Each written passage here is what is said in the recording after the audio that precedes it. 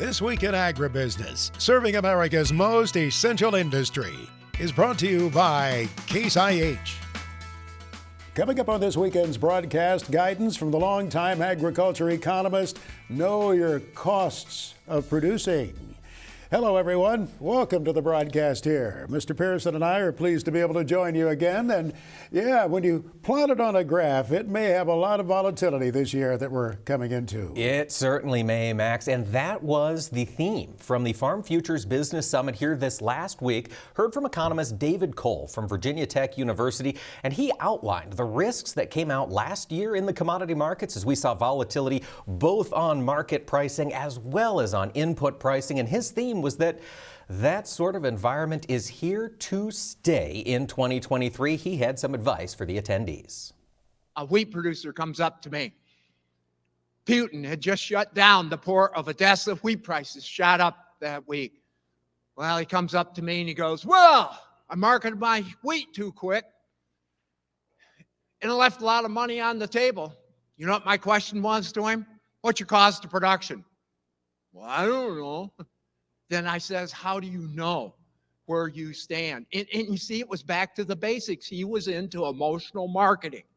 And one of the things that I can tell you, you're going to see volatility in the extremes on prices, input costs, and interest rates. It's going to be managing the triple play, or I call it Finzilla. You know what the second thing is? It's going to be about what we call in credit. When I teach bankers and farm credit and FSA folks, we often talk about the 5 C's of credit. Cash flow, character, collateral, right on down through. You know what the most important C of credit's going to be in the next 7 years? It's going to be the cranium. It's going to be the 6th C. It's your ability to plan, strategize, execute, and monitor. You know what it's called? The executive mindset, regardless of the size of your business. Keep those emotions in check. Good advice for a volatile year. And Max, this past year, we saw Ukraine cause a lot of that volatility. Certainly came up at Farm Futures. That's still one of the pieces of the puzzle that has to fall into place, and we wonder about it. We had the chance to visit with Howard Buffett, philanthropist, businessman, and farmer. He was just getting ready to head back to Ukraine one more time. I asked him about the crop size that could come from that major grain-producing nation in 2023. Good estimates are that about 22 to 25% of less cropland will be planted in Ukraine this year due to a number of issues, whether it's occupation or just too dangerous to farm because of the proximity to the fighting, whether it's, the landmines. We have an organization who has tremendous experience in investigating and documenting war crimes, and all they're doing is documenting the war crimes that are related to agriculture. So they're looking at the fields that were burned, the fields that have landmines in them, which are tens and thousands of acres. They're looking at the infrastructure destroyed. They're looking at the stolen grain, which is a huge amount, thousands of tons of grain that's been stolen by Russia from Ukraine. The destroyed infrastructure is significant. The destroyed equipment, the stolen equipment. The atrocities being carried out there concern Howard Buffett as he works through his foundation. I asked Howard, though, why don't you send someone from your organization? Why don't you have an envoy go over there and do that and stay back here in the United States with the rest of us? Howard explained the way he operates. Well, first of all, Max, that's not my style. That's not my personality. It's not what I've ever done. I've spent the last 25 years in conflict areas. Some of my stories, and I've had some very close calls, but, I feel like for our foundation to be effective, I have to show up. I have to help build some of the relationships. I've met with the president several times. We're doing 2 really important projects with the First Lady, who's really pretty amazing how she has stepped up to the plate in a situation that I think anybody sitting in that audience would think, would they have the wherewithal? Would they have the foresight? Would they have the perseverance and the commitment to step up into a situation that she's in today? I think very few people in the world could do it.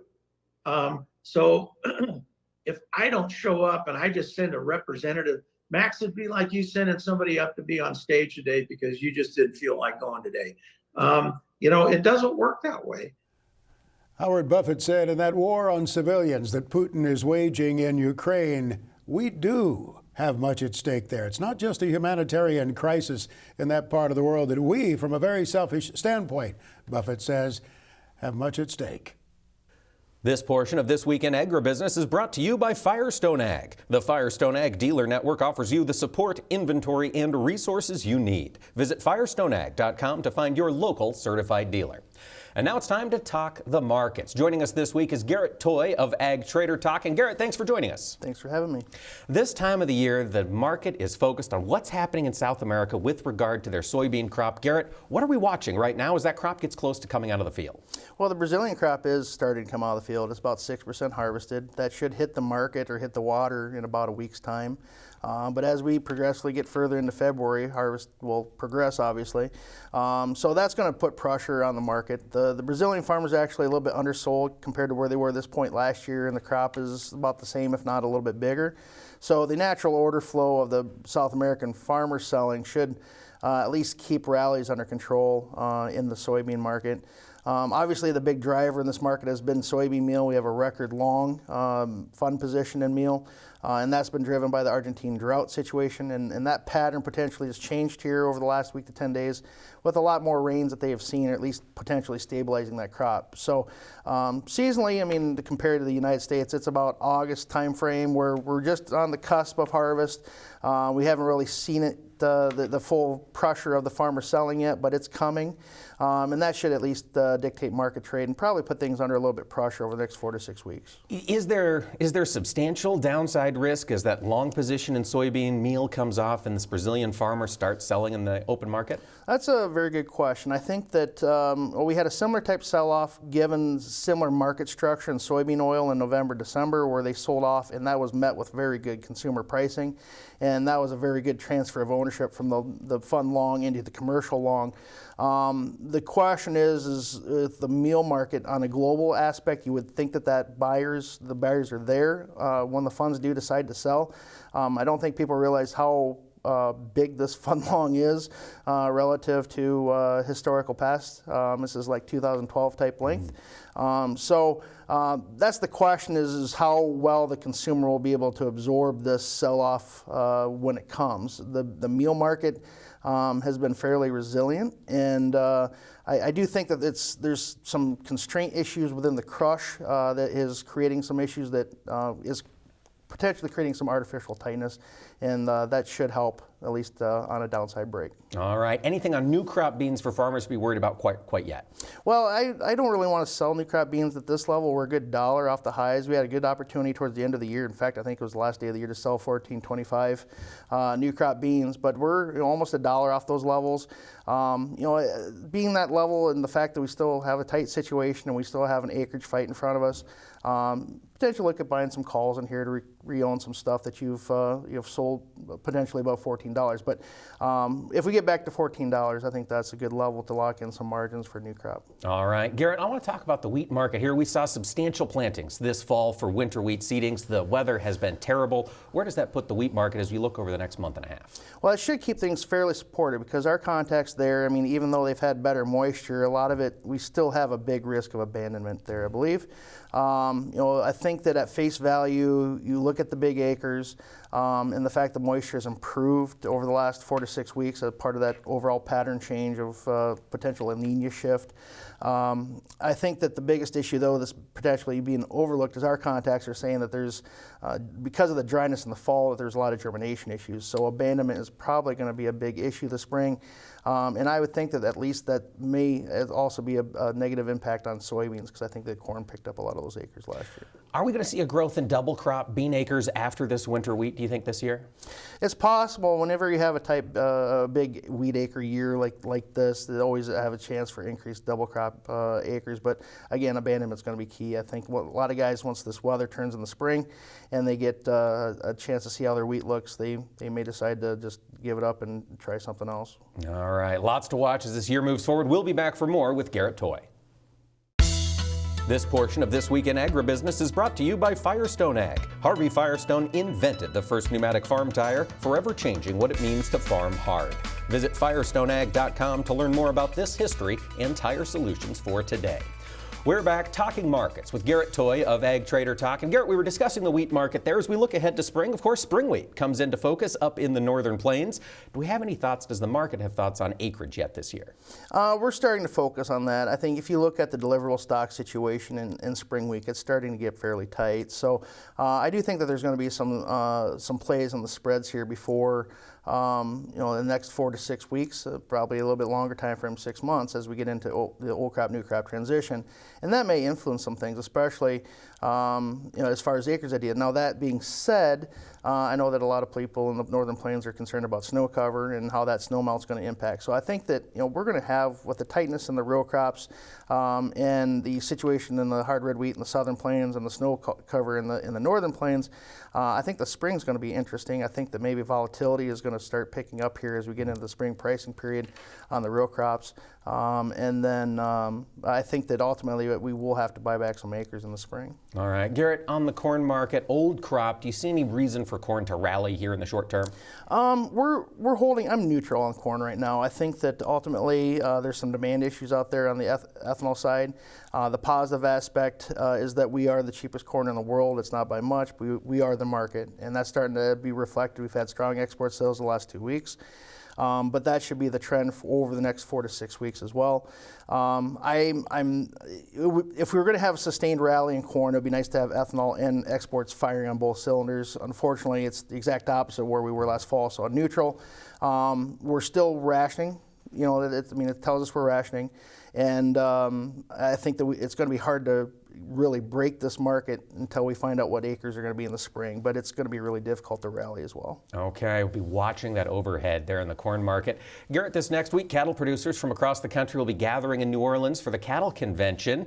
Will they have a reason to be optimistic here in this cattle complex? I think so. I mean, from my experiences in the sales barns, these feeders are coming off fairly hot.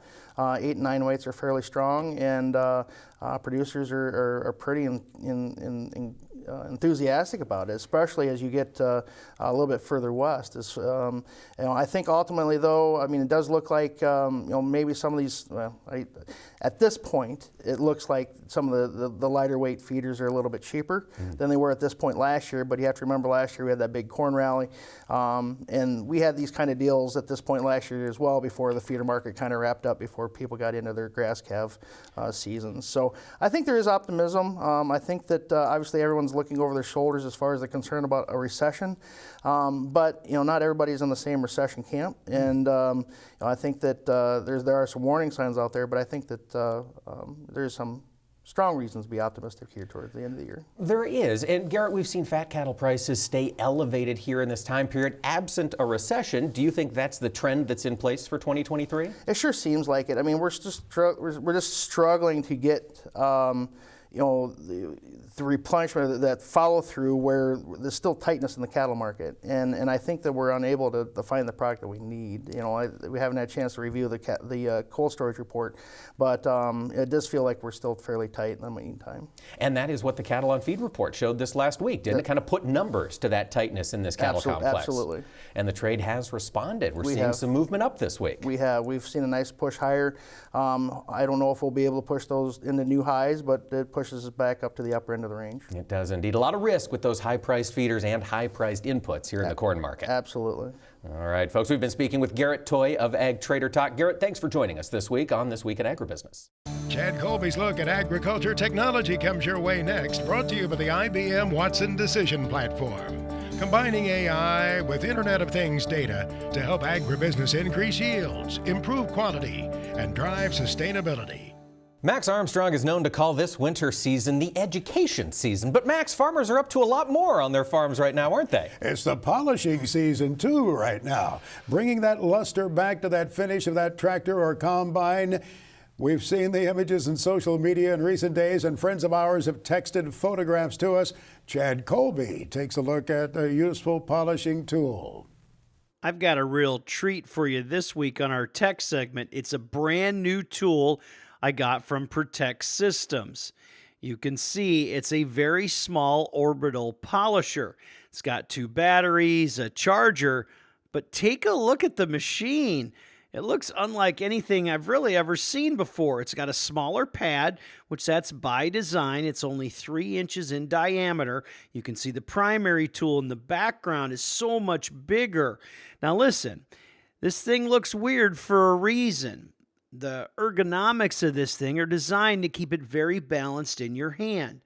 It's got electronic speed control. You can see it there on the side. It's got a progressive trigger. But in your hand, it feels very natural. Whether you're using it with one hand or 2, as you'll see here in a moment, it's a really balanced tool. Now, the 18-volt battery, they did their homework there. It can easily charge it faster than it takes you to use the battery, which makes a lot of sense since it comes with 2. We did a test section right here on the hood of this one-owner 8100 tractor, and you can see the paint is a little tired. Now, normally we would use the primary tool, that big orbital, not the small one, but for the test, we were a little excited. We just wanted to see how it worked, and I can tell you, as you could see yourself, it worked flawlessly. This mini machine is really designed for those small places. And if you've watched our tech segment here over the last few years, we've talked about some of this great new technology out there that you can use to not only recover your paint and correct it like you see, but also protect it so you don't have to do that again in the future. And this new little tool here, the size of it, well, it lets you put it in places you just can't with the big machine.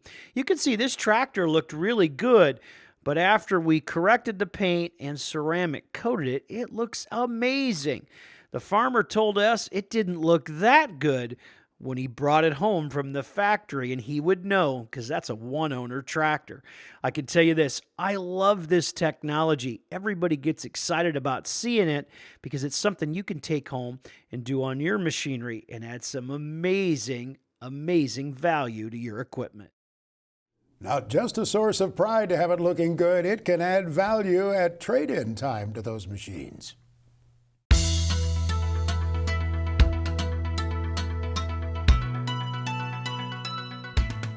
Agriculture across this great country is incredibly diverse, Max, isn't it? It is, and as we bring you Ag States of America, Charlie Behrens looks at a state that has a thumb on the map, but not the one he came from. The United States of America can be very different from one state to another, but one thing every state has in common is agriculture.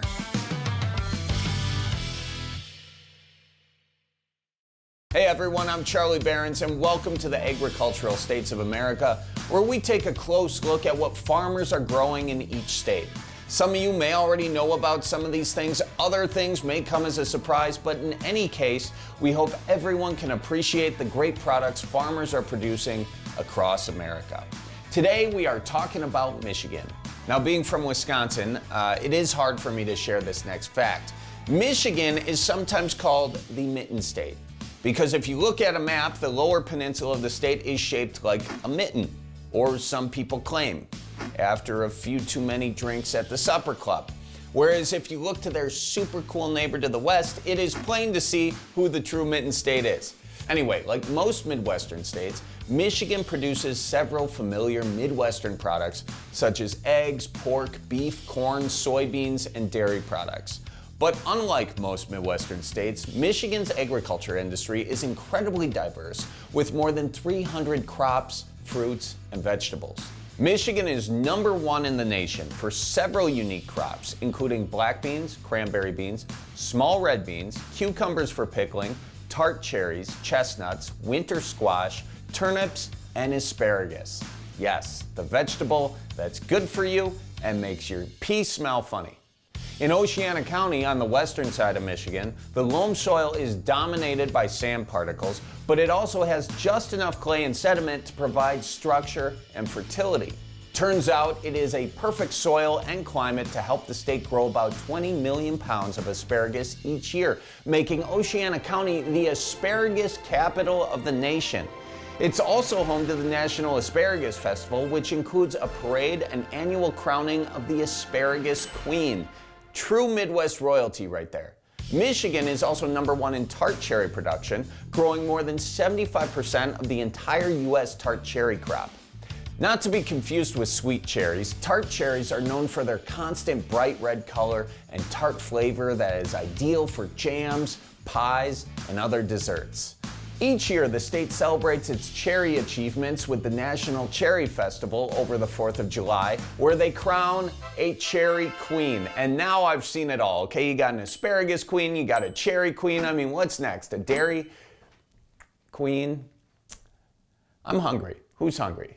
Michigan farmers are also known around the world for growing a variety of dried edible beans. And believe it or not, Michigan celebrates its bean prowess with an annual bean festival over Labor Day weekend. And before you ask, the answer is yes, they also have a queen, the bean queen. Sticking with the queen theme, apples are one of the largest, most valuable fruit crops in Michigan. The state is ranked 3rd nationally and grows nearly 1 billion pounds each year. Processors in the state use apples to make pies and applesauce, apple juice, and even apple cider. And yes, as you could have guessed, Michigan has an apple festival and an apple queen. No, I am not kidding. They also have a sugar queen, a pickle queen, and a burger festival, which does not have a queen. And frankly, I'm a little disappointed in Michigan. Let's pick up the slack there, okay? Now, Michigan has so many products and we have so little time, so I'm just gonna roll off a list of the top 50 or so for a quick glance. And if you're wondering, the ones with an asterisk mean they too have a queen. Who needs a royal family when you have Michigan? And for a second, can we just circle back to this whole mitten state debate? Okay, if you look closely at a map, Wisconsin by far looks like a mitten with Door County as the thumb. Okay, does Michigan have that? No, and we are nearing the end of the list. Tomatoes, cabbage, and turkeys, there you go. Agriculture oligarchy at its finest. All right, that's all the time we have for now, but as always, go to pivotbio.com/AG states to explore more about the agriculture of your favorite states and test your knowledge to win great prizes and a whole lot more. All right, I'm Charlie Behrens. We will see you next time on the Agricultural States of America.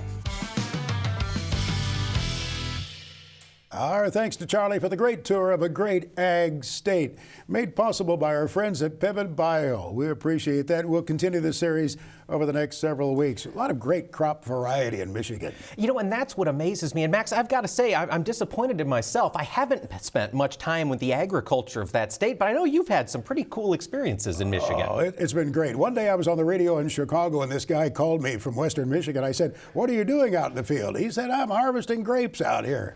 Quite a bit of grape production. I mean, all kinds of fruit produced there, and some of the earliest agritourism operations out of that Western Michigan region. Herb and Liz Teichman, great folks there, had an operation there producing peaches and apples and plums and cherries. Sponsored every year what was called the Cherry Pit Spit competition. Oh, yeah. Did you get to participate? No, sir. No. I stayed out of that celebrity Cherry Pit Spit. But one thing the Teichmans did was to plant a tree for you out there. You could have your own fruit tree and then come visit it during the summertime, have a picnic under your tree, and then in the fall come and harvest the produce. That is a very cool idea, and bringing those urban consumers out to the farm to experience agriculture, always neat to see. It wasn't just a matter of selling a commodity, but selling an experience. You can continue to watch our series here, Ag States of America. The weeks ahead, you can check it online too, pivotbio.com/ag states. There's more coming up here. Stay with us. This Week in Agribusiness, serving America's most essential industry, is brought to you by Case IH. Thanks for joining us here for This Week in Agribusiness. And Max, as I think about this time of year, I'm reminded of all of those indoor farm shows that are happening across the country and the value they provide for growers and getting that feedback back up the supply chain to the manufacturers. Yeah, producers can have their say to tell the representatives of the companies, hey, you know what, this is what we need. We'll see that at Louisville in a few days, I'm sure. I talked the other day with the Senior Vice President of the Americas for Kloss, our friend Eric Raby, and he said, yes, he does a lot of listening this time of the year to what the growers have to say. Obviously, there's a lot of things that are going on in the marketplace right now, especially as we come into January into a new fiscal year. Monetary policy, grain trade, pricing, all those sorts of things. But what we're here to do is really to understand continually What are the things that are on their mind from a technology standpoint? What are the things that we can help them to do better? But really, this is kind of our benchmark of the year, if you will, to understand what they want to do going forward into the planting season. It's an interest rate regime unlike anything we've seen for 40 years. Is that a daunting challenge for you folks in the equipment business? Obviously, there's a lot of factors that play into the industry. Interest rates are certainly one among them. The rising cost when it comes to inputs is another one. But really trying to understand, what are some of the things that are maybe on people's minds that they're not telling us. Obviously, when we look at the news, we talk about interest rates, we talk about the Fed, we talk about input costs, but are there some things over and above that we can help understand better, not only as a company, but even more so as an industry to help them to overcome? I said this even last year. It's funny because we always talked about supply chain, and one of the things I always said, labor. That's going to be a challenge going forward. But now we're talking about cost. And what are some of the things that go into that?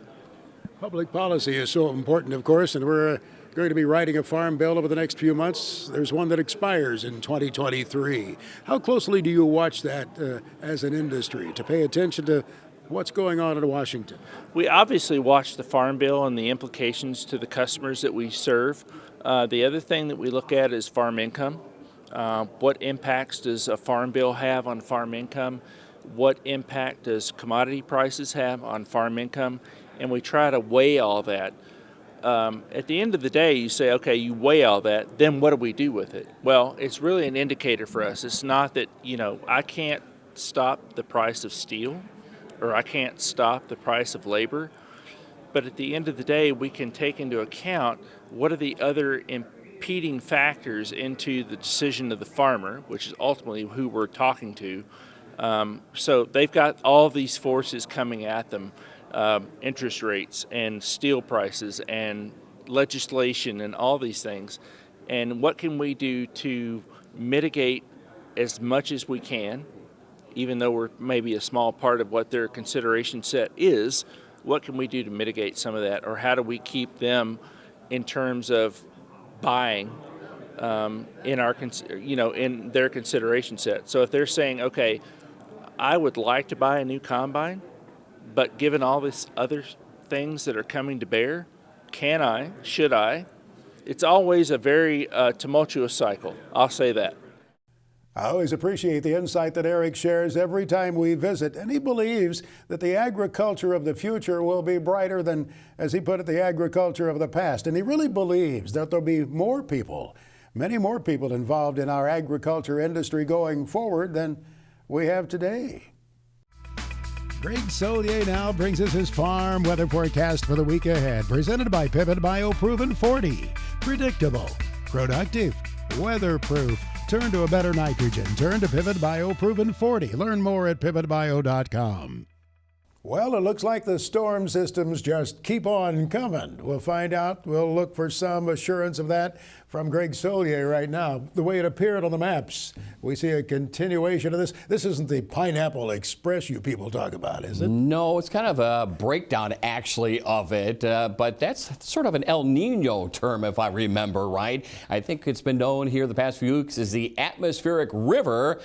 Anyway, you want to slice and dice it, the moisture has been a benefit into California, but not necessarily in the Pacific Northwest. Is this storm system, this pattern continue on? Note how the jet stream winds are riding right down the Canadian Rockies. They sweep all the way into the Delta region and up the eastern seaboard. That's a cold upper trough, so most of the action this week, Max, is Big Sky country. Boy, last week we had 50 to 60 mile-an-hour winds, eroded the snowpack and snow cover. We're adding it back into the western Dakotas and Montana, and significant moisture last week farther south, but not much going on. The atmosphere is kind of stagnant, stable, high pressure sinking air, a little warmer up aloft. The cold air settles into the valleys, and some of these air stagnation issues likely continue on both early in the week and probably mid to late portions of the week as well. The fronts kind of zip on by with most organized moisture, and it'll be upslope snows for Big Sky country down to the Black Hills and parts of Nebraska as well. Pretty quiet despite the chill in the air. Weather picture for Northern California on northward. into the southwestern states, it's not the atmospheric river, but at least it is a weather system moving into central and southern sections of California. At least as of last week, the moisture totals running at about 133% of normal for your typical storm season that runs October to the beginning part of March. But we do get a little moisture into southern California, southwestern states as well. Down here through West Texas, Cotton, more moisture. Lubbock, for example, you'll take that snow. It was last week that we had about 7 to 8 inches worth, and first moisture since mid-December around the Amarillo area.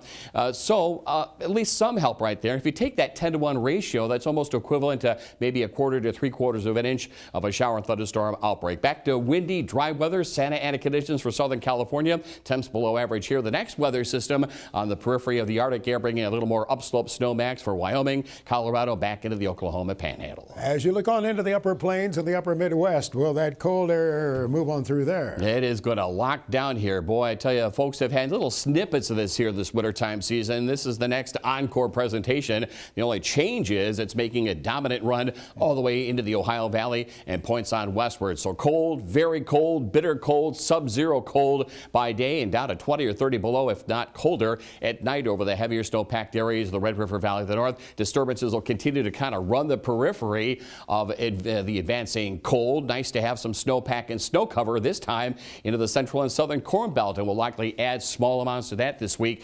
Downwind to the Great Lakes region, the lakes are surprisingly open of ice, so the lake effect machines continue on in this January calendar in through Michigan, Indiana, and Ohio. And here's the center of cold, high pressure for the Dakotas. A little more upslope snow back across the high plains areas. Again, another round of some moisture expected. Now, we've seen some modest drought improvement. A long ways to go Oklahoma northward, but some organized snowfall Red River Valley into the Ozark Plateau. Again, farther south, it's showers and thunderstorms. Had severe weather around the Houston area. A couple of tornado outbreaks there last week. Maybe gusty winds and downpours across the Gulf Coast. And look how far south, Max, the rain snow line goes back down as far south as the Red River Valley of the South again. Very interesting. Let's look at the very easternmost states now. Okay, and again, no major storm systems. Had 2 of them last week over the past actually 7 to 10 days. So the snows have piled up into the northeast of New England, downwind to the Great Lakes region, healthy lake snows, and everyone else will get some additional snowpack and snow cover, and putting frost and freeze back into the ground with below average temperature readings. The heart of the cold locked into the western Great Lakes, western Corn Belt region with another fast-moving clipper system reinforcing the cold, and another round of snowfall for the northeast of New England. So typical mid to late wintertime stuff out there. And boy, I tell you, the moisture machine is back into play. We actually need it, according to last week's drought monitor, still, despite the recent rains over the Carolinas, and points on southward. Showers and thunderstorms likely late in the week, turn heavy and severe here. More cold air and rain snow all the way back into northern Texas late week as well. Greg Solier is back with his extended farm weather forecast for the country, presented by Pivot BioProven 40. Predictable, productive, weatherproof. Turn to a better nitrogen. Turn to Pivot BioProven 40. Learn more at pivotbio.com. As we listened to his forecast last week, Greg was talking about a very cold set of days for the National Farm Machinery Show in Louisville. We'll get an update on that. But this week ahead, some very meaningful moisture again for a few spots in the country. That's right, especially the southern plains and some of those sections down through Oklahoma and Texas. I know it has been snow and ice, but it is moisture, and that's been one area that's been lacking, as well as farther north into parts of Kansas and Nebraska. So hopefully something, may not like it, but it's moisture coming on down. And if you actually take that column of snow, melt it down in a 10-to-1 ratio on average, it's equivalent to recent rains in this particular part. And we'll see them again, maybe an inch or 2 over this particular part. Heavy and severe down through eastern parts of Texas last week, Gulf Coast area this week. And look at, there may be some snow and ice potential in this particular corridor. We'll keep an eye on Louisville, probably some sense of snow and the cold as well. And of course, you get into that dry, cold air. Not much going on moisture-wise here, but there's a healthy snowpack that continues to build southward, and we'll add to it here for this week. Into the northeast of New England, southern Corn Belt, back into the high plains, parts of the southwest again. Not much going on moisture-wise. central and southern California actually still need a break out there, Max. I pointed out to Mrs. Armstrong the other evening the days are getting longer. We'll be into the warmth here soon. That got me a roll of the eyes, as you can imagine. I would imagine so. And I tell you, there's just not much go. Yeah, there you go. It's we talked about it last week. The stratospheric warming all around and warbling around the polar vortex, and it basically continues on here and probably well into the springtime season. And it is that cold weather, by the way, the colder that does help to make rainfall come springtime. But in the meantime, some warmth. California, Texas, Gulf Coast into the southeastern part of the country. Note how the temperatures are compacted. Here's that trough position, and so you get this. Systems that line up in the Pacific Northwest don't need it coming off the stagnation issues. Not much else moisture. Southwestern sections of California, southwestern states, active storm track here through the Midwest, corn and bean belt into the southeastern states, more severe. Looks like snow cover and snowpack issues kind of down a bit below average, along with new snowfall as well for the Canadian prairie. And week of the 13th, the week of the National Farm Machinery Show. How cold will it be? And it will be cold, and here it is. Some slight northward movement, but overall, temperatures are trying to return back to normal. The cold air locked into the upper Midwest, northern Corn Belt. Some warmth here over the southeastern states. Remember, warmth holds moisture. Same over the southwestern part of the country. You put these two air masses together, lined up across the Missouri and points to the north and northeast, you get this particular storm set up, and it is a stormy pattern at that. Healthy snows for the northern and hopefully central plains. Widespread moisture, snow and ice for much of the central and southern Corn Belt. Big snows to the north, and an active weather pattern that continues on into Dixie and the mid-Atlantic region. Still, as you would expect for a La Nina setup, no organized moisture West Texas, and back into drier too in the southwestern states. How do the temperatures appear for the week of February 20th? Here is the cold weather locked in position, and this is a healthy cold wave weather pattern for the mid to late February calendar date around here. Jet stream tucked well down across the southern plains, the southeastern states as well, and up the eastern seaboard. Warmth, if you will, through the valleys of California and the Rio Grande Valley. The storm track is just that, following the periphery of the Arctic air from the Pacific Northwest down, hopefully some moisture, Kansas and Oklahoma, down through Bayou country, across and areas into the southwest Atlantic, and probably a fairly healthy rain snow line that will extend south of the Ohio into parts of the mid-south. Normal precipitation for the upper Midwest. No sign of an end to wintertime whatsoever.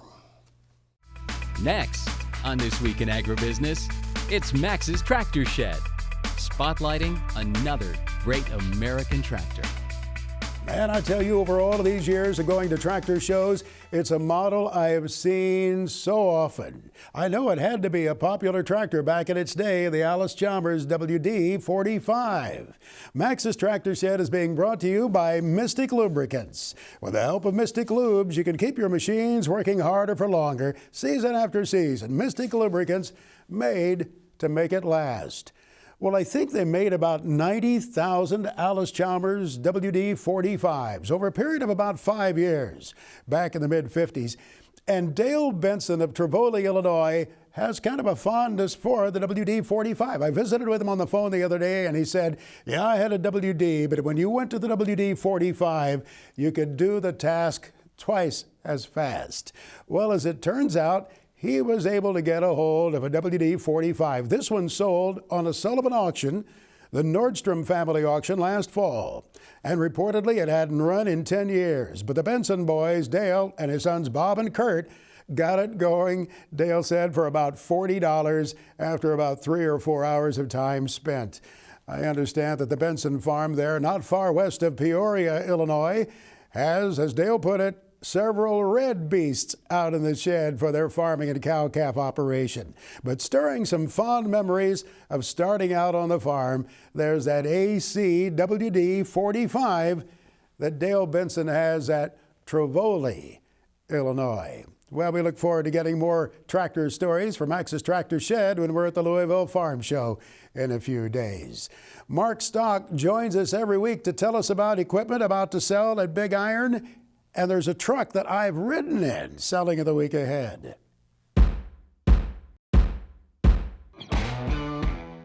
Well, Max, we're conducting land auctions, and land all across the country is up considerably from just 6 months ago. On an auction last week, 132 acres and 44 acres, 2 different tracts, sold to the highest bidder in Minnesota in Renville County. The selling price on both parcels, $11,850 per acre. Now, the real estate departments of both Big Iron and Sullivan Auctioneers will be selling land in York County, Nebraska, Atchison, Kansas, Scotland County, Missouri, LaSalle County, Illinois, Lee County, Illinois, and Davenport, Iowa. And on the machinery side, equipment still selling at record prices. February the 1st, 740 plus items will be selling. The Mickey Gotch Retirement Sale in Kennard, Nebraska, 36 high-quality John Deere items, a John Deere 7280R mechanical front tractor, 2021 Bobcat T76R Series compact track loader. There's a John Deere S660 combine selling. Plus, Max, the 2008 GMC Sierra 2500 heavy-duty 4x4 pickup that you personally took a test ride in. And on February 6th, the Faro-influenced female bred heifer auction will be conducted on BigIron.com.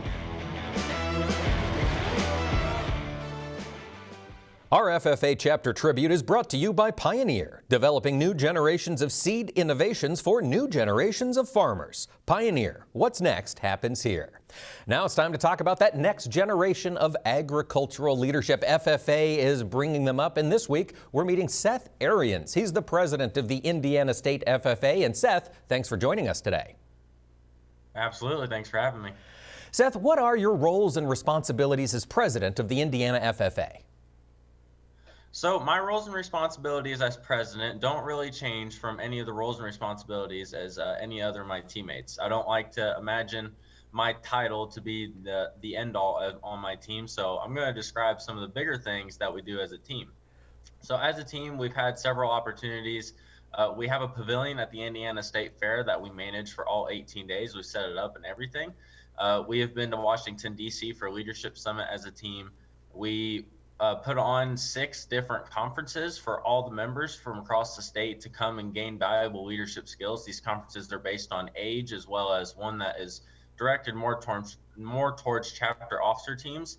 And then here recently, we've been doing business and industry visits where we visit with industry leaders across the great industry of agriculture. And we just are able to advocate for our organization, find out what best suits the needs of our organization, as well as their industry and where their industry could take us in agriculture. So those are just a few things that we've been doing recently, and we're only halfway through the year. It is incredible. And Seth, you mentioned a lot of leadership development programs. I noticed you've gotten a lot out of FFA for leadership development. Mm-hmm. Oh, yeah. It's nice to spread that along, isn't it? Pass it forward to the new members. Yes, it is. I love conference season because of that reason. Members sometimes come in and they don't think that they're going to learn anything, but by the time they leave that weekend, they are so enthused with everything that we taught them, when just how much that one conference can open their minds is incredible. Get them to go back out and fight for agriculture. Seth, as you look forward, do you hope to have a career in the ag industry? In one way, shape, or form, I do hope to have a career in the ag industry. My future plans involve me going to Purdue for agribusiness. But I actually want to be a firefighter upon completing my education, because I found a real love for service in my role as a state officer. So that's where I want to go. Purdue University and firefighting. Seth, you're a man after Max Armstrong's own heart. Thanks for joining us this week. Oh, thank you.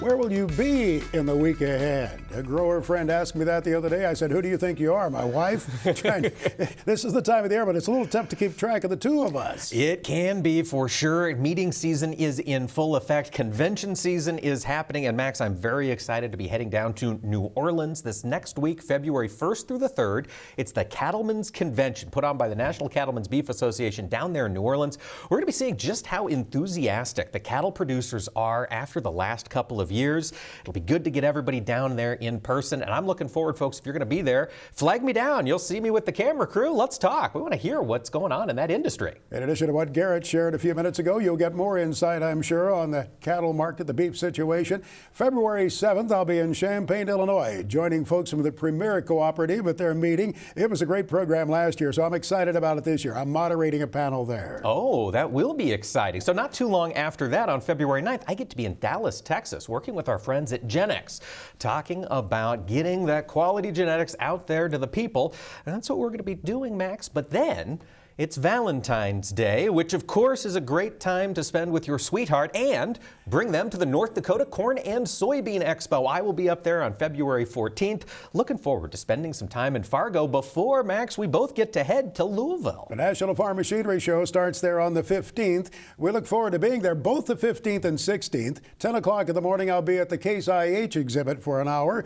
And then the afternoon of the 15th, that Wednesday afternoon, we'll be recording This Week in Agribusiness. We'll both be there, I do believe, the afternoon, between about 3 and 5 in the afternoon, Case IH. We will. And Max, this will be my first time at the National Farm Machinery Show. Have you had a chance to go before? Seriously? Yeah, first time. You're a newbie. I'm a newbie. Oh, pal, you just wait. They'll find you. We'll break you in Louisville. I'm looking forward to it. Love seeing farm machinery out there, Max. And then, of course, we get together and talk to our grower friends down in Arizona. Once again, the Southwest Ag Summit we're involved in virtually. And that's a different area of agriculture, of course. We'll bring some insight, we hope, to that group of what's happening in terms of governmental affairs, things weather-wise, and areas of interest to those farmers, too. Water, water, water, I think is going to be the focus down there. We look forward to seeing you along the way somewhere over the course of the winter as we attend many of these meetings. We hope you have a great week. See you next weekend. So long, everyone. This Week in Agribusiness is brought to you by Case IH.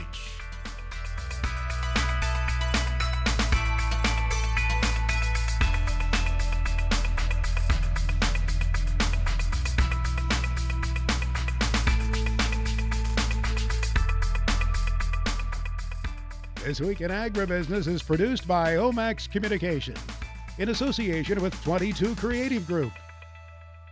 We invite you to visit us online at agbizweek.com.